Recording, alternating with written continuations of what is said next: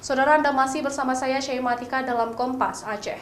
Direktorat Reserse Kriminal Khusus Ditreskrimsus Polda Aceh berhasil mengungkap kasus markup atau penggelembungan harga pada penyediaan jasa pengurusan sertifikat tanah aset PT Kereta Api Indonesia Subdivisi Regional 1 Aceh, wilayah Kabupaten Aceh Timur, dengan tersangka utama manajer aset PT KAI Aceh.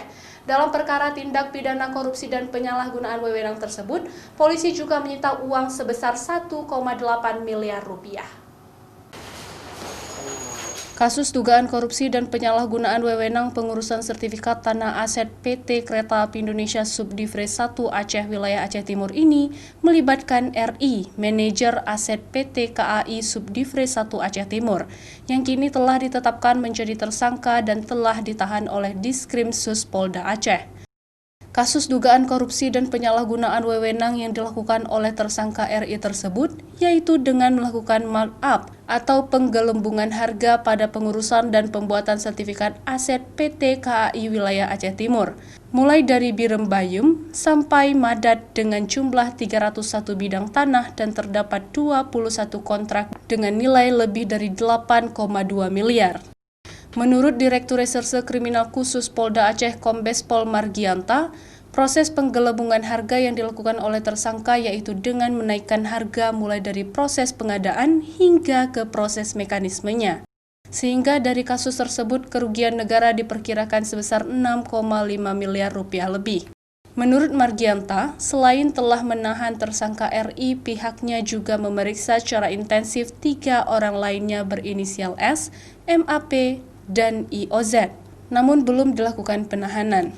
Calon tersangka ada 4 ya, yang sudah kita tahan 1 ya.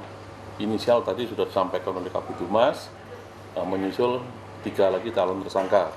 Kemudian barang bukti 1,8 M, 1 miliar 872 sekian juta. Dengan barang bukti salah satunya CPU, uang barang bukti. Tidak lanjutnya ini proses berjalan sesuai dengan aturan hukum yang berjalan atau hukum yang berlaku di Indonesia.